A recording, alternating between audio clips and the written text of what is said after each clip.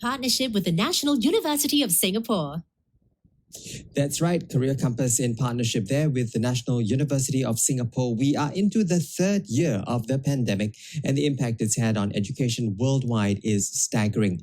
UNICEF, which is the UN's children's agency, reports that more than 616 million students are still being affected by full or partial school closures, and this is more prevalent in developing economies. Well, here in Singapore, one tertiary institution is forging ahead despite the setback. How does the National University of Singapore adapt and confront the pandemic while ensuring educational quality isn't compromised? What about how they're able to keep in step with growth and sunrise industries of tomorrow and in grooming professionals of tomorrow? On Career Compass today, we speak with Professor Bernard Tan, Senior Vice Provost, Undergraduate Education at the National University of Singapore. He assists the Provost in setting educational directions and policies and in assuring educational quality for the university. That's right. Professor Tan is also Shaw Professor in Information Systems and Analytics, and his research interests include social media, virtual communities, and internet commerce, all so relevant in today's day and age. Professor Tan, thank you for joining us today on CNA 938. Welcome. Thank you. Now, Professor Tan, the last 2 years have transformed education globally. I'm sure you've witnessed that at the NUS as well. How has the pandemic shaped your programs without, of course, compromising on the quality of education so far? Indeed, the pandemic has caused us to rethink the ways we can deliver value to our students in terms of their education experience. Given that it was not possible to conduct in-person lectures involving hundreds of students, many of our colleagues have in fact turned to blended learning. They have used technology in creative ways to replace lectures and augment this with in-person classes where our students could interact and work on problems in smaller groups. And you mentioned blended learning. Is that going to be a permanent feature in your educational approach? Yes, moving forward, it is likely that we will not be going back to in-person lectures involving hundreds of students because we have since figured out how to do this better and more effectively using technology. Professor Tan, have you and your faculty members within the university been able to figure out if students have adjusted to these changes? I know that they've had to pivot themselves in their minds, right? And not getting up and going to school. We have in fact examined the performance of our students in their assessments, including exams, across many programs, and we have not seen a decline in student performance. Now, the fact that our students have performed as well as before the pandemic tells us that they have adjusted well to these changes.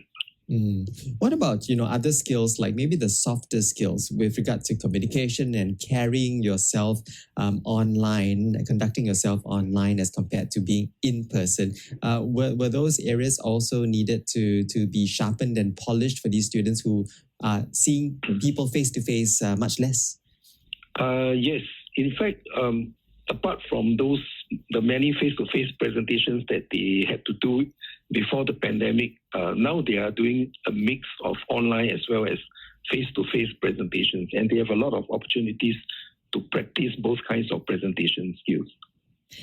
Okay, I'm just wondering here, Professor Tan, have the students said to you and your colleagues about how they've missed the interaction socially with their classmates? Because that's the other thing about going to school, isn't it? University particularly.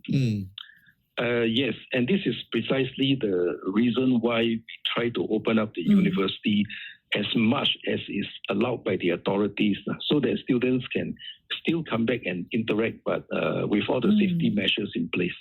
A very digital generation, but still, wanting that face-to-face and human connections there, which is great to hear. Yeah.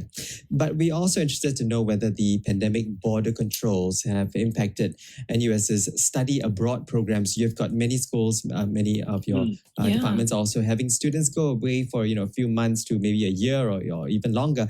Has that been affected in any way? Yes, we in fact have recalled our students from overseas in early 2020 when the pandemic broke up. And we subsequently suspended all our overseas programs for more than a year. But like what you pointed out, we recognize that overseas exposure is a very important part of the education experience of our students. We have since resumed our overseas programs from the last quarter of 2021. Our students who are fully vaccinated have since started going overseas to the NUS overseas colleges, student exchange programs, as well as other shorter overseas programs. Okay. So that means that those who will be enrolling with NUS can still be optimistic about such opportunities when they do come through your doors. Yes, absolutely. Professor Tan, there's actually been quite a lot of discussion recently about the value of an interdisciplinary education. I'm a believer of this, actually. I want to talk about this with you. Why is this important? Thank you for this question. Now, in an increasingly complex and fast-changing world, our graduates working in many industries will be confronted with problems that cannot be thoroughly understood when viewed from any one discipline. And to conceive effective solutions to these kind of problems, they will also have to draw knowledge from more than any one discipline. Therefore, to better prepare our students for such a working world, it is important that we expose our students to interdisciplinary education. Actually, Professor Tan, it wasn't too many years ago that we were all talking about multidisciplinary, and now we're talking about interdisciplinary. Yes. Share with us the difference between the two.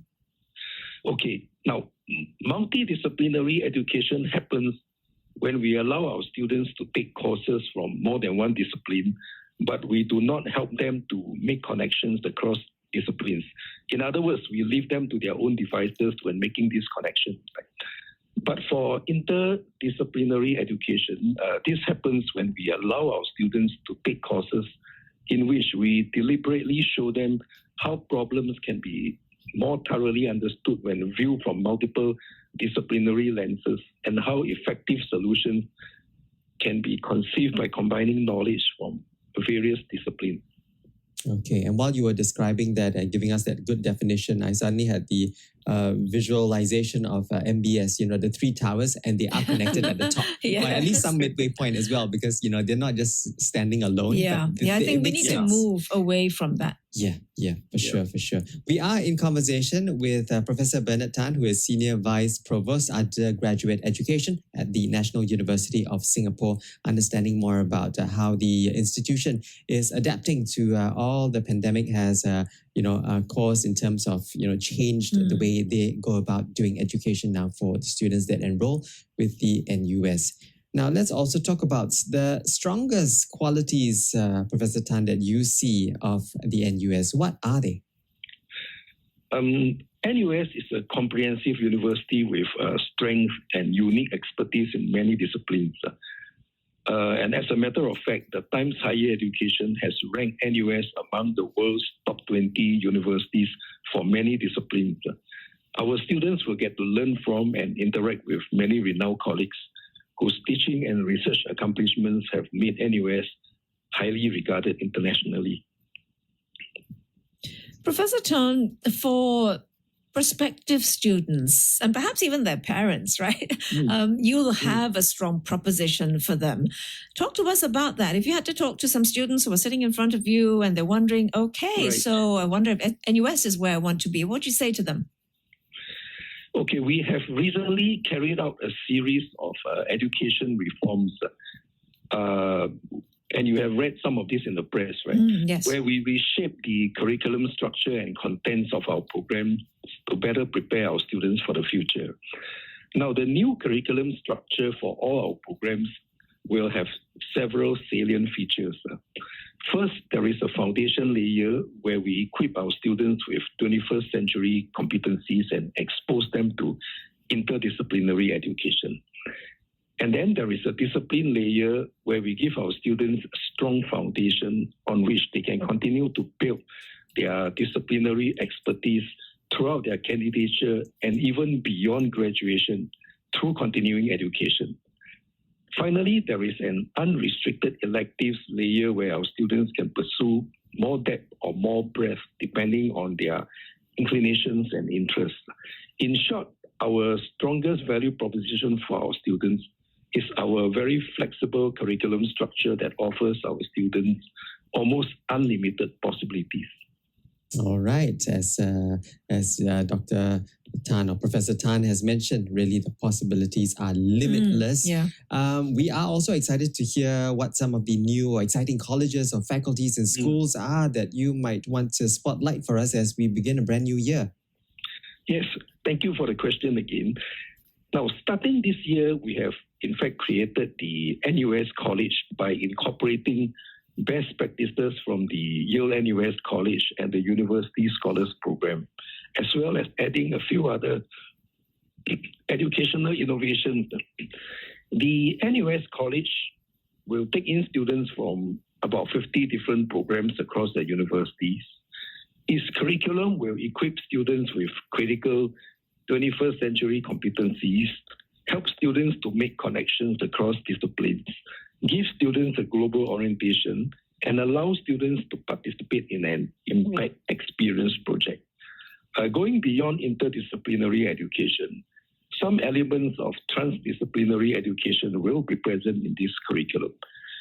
We will be conducting admissions briefing sessions for NUS College shortly, and I strongly encourage everybody to join us for this session. Yeah, certainly. Then you can ask questions, couldn't you, Professor Yes. Tan? You talked about the 21st century competencies and also a flexible curriculum structure. Students who go through the doors of universities, particularly NUS, we're all looking towards growth industries. We're looking to the future. Right. We're looking at in-demand professions. But Right. talk to us now, Professor Tan, about how NUS prepares students for the future, for work, for jobs that perhaps don't even exist today. Right. In-demand professions can in fact come and go, right, as we all know. Right? So rather than aligning itself to in-demand professions, we created NUS College to prepare our students for industry transformation that is bound to happen in a fast-changing world. Right? In the coming decades, every industry will be continuously transformed by advances in technology, which will allow work to be carried out in new ways. Our graduates working in every industry must be comfortable confronting new problems and conceiving new solutions all the time throughout their career without being hampered by disciplinary limitations and, of course, working in a global context. Therefore, the curriculum of NUS College and all our curriculum reform efforts has been configured to prepare our students well for such scenarios, because we hope to see our graduates becoming drivers of industry transformation.